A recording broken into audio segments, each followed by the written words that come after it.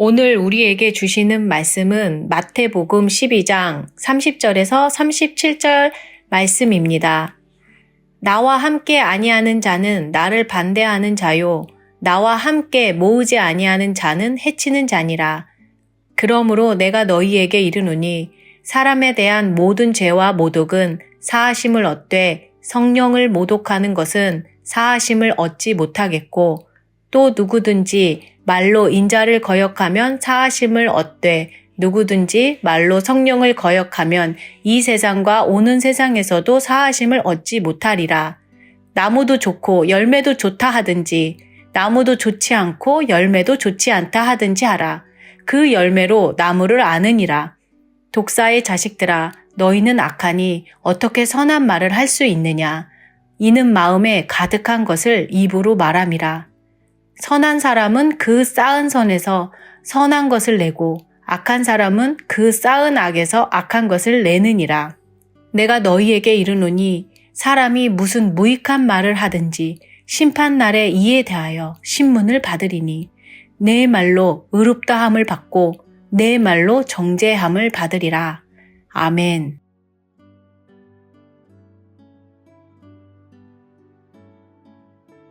성경에 따르면 우리의 죄 중에서 용서받을 수 있는 죄가 있고 용서받지 못하는 죄가 있습니다. 우리 입장에서는 언뜻 이해가 되지 않습니다. 예수님의 십자가를 믿기만 하면 모든 죄를 다 용서받는 것이 아닌가라는 생각이 있기 때문입니다. 맞습니다. 우리가 나의 죄를 위해 십자가를 지신 예수님을 믿으면 죄 사함을 받고 구원을 받습니다. 그리고 이 구원은 하나님께서 이루어 주십니다. 그렇다면 용서받지 못하는 죄는 도대체 무엇일까요? 바로 성령 모독죄입니다. 오늘 본문은 성령 모독죄에 대한 이야기를 하고 있습니다. 마태복음 12장은 예수님의 사역 속에 하나님 나라가 임한 모습을 보여주고 있습니다. 하지만 사역의 현장마다 예수님을 대적하는 사람들도 함께 있었습니다. 바로 바리새인들입니다.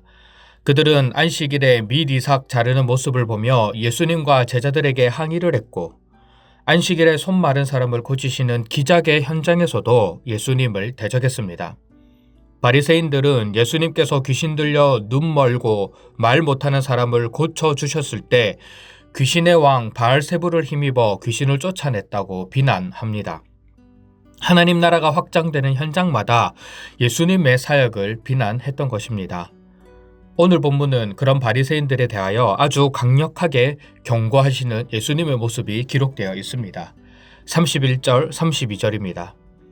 그러므로 내가 너희에게 이르노니 사람에 대한 모든 죄와 모독은 사하심을 얻되 성령을 모독하는 것은 사하심을 얻지 못하겠고 또 누구든지 말로 인자를 거역하면 사하심을 얻되 누구든지 말로 성령을 거역하면 이 세상과 오는 세상에서도 사하심을 얻지 못하리라. 예수님은 이미 28절 말씀에 분명히 선언했습니다. 내가 하나님의 성령을 힘입어 귀신을 쫓아내는 것이면 하나님의 나라가 이미 너희에게 임하였느니라.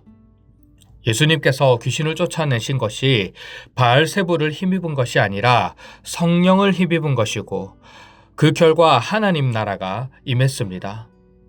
그러나 바리새인들은 그것을 인정하지 않았습니다. 눈앞에 하나님 나라의 도래를 보았고 기적이 일어나는 것을 경험했음에도 불구하고 그들은 성령을 거역했습니다.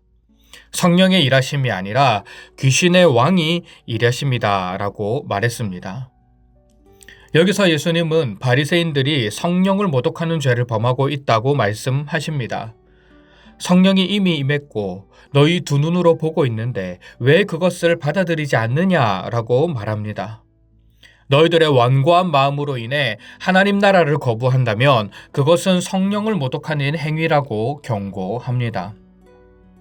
여러분, 성령 모독죄가 무엇입니까? 하나님께서 행하신 일을 인정하지 않는 것입니다.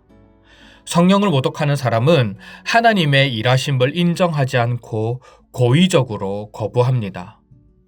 이것은 완고한 마음의 상태를 나타내기 때문에 성령의 역사에 대하여 고의적으로 지속적으로 거부하는 모습으로 나타납니다.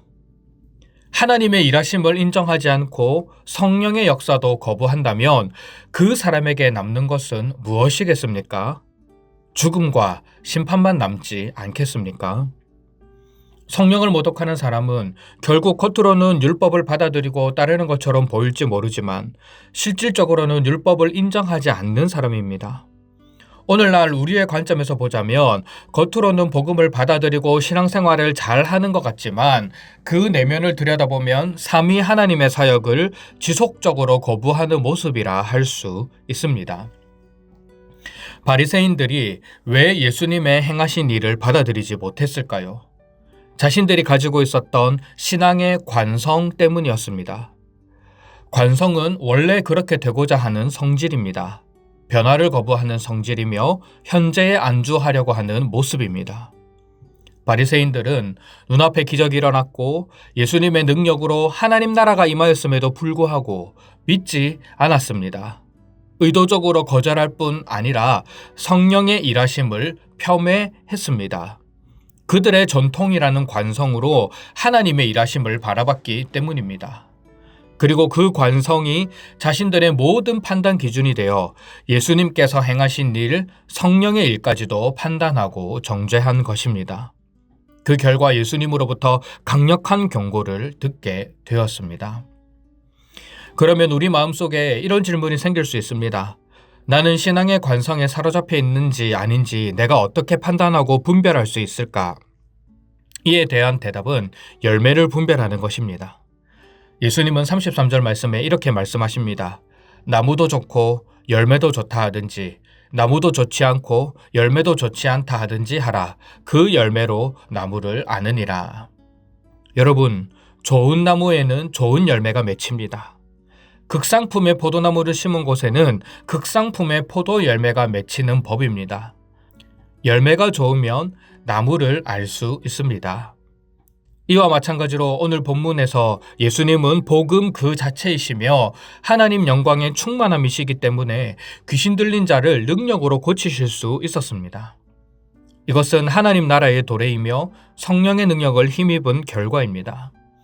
35절 말씀처럼 예수님은 복음으로 충만한 분이시고 선으로 가득한 분이시기에 자연스럽게 복음의 열매, 선의 열매가 나타난 것입니다.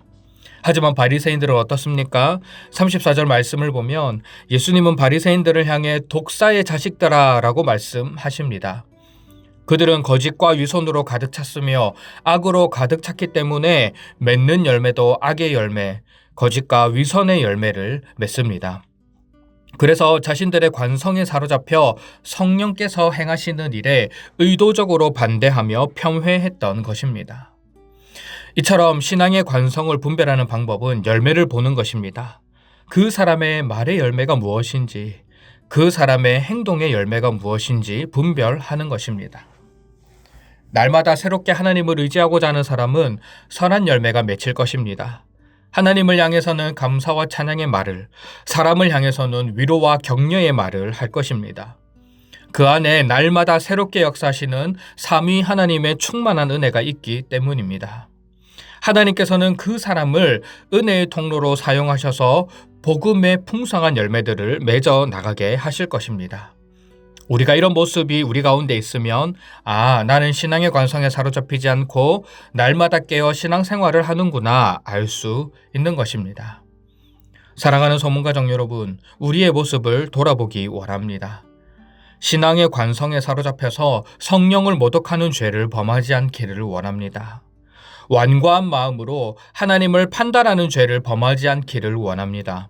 오히려 우리의 마음을 새롭게 하여 선한 열매를 맺는 하나님의 놀라운 일에 함께 동참할 수 있기를 원합니다. 그래서 우리의 삶을 통해 하나님의 위대한 일들이 이루어지기를 간구하며 나아가시기를 원합니다. 성령을 모독하지 않고 겸손함으로 삼위 하나님께서 이루시는 일을 바라보며 기뻐할 수 있는 저와 여러분들이 되시기를 주님의 이름으로 축원합니다.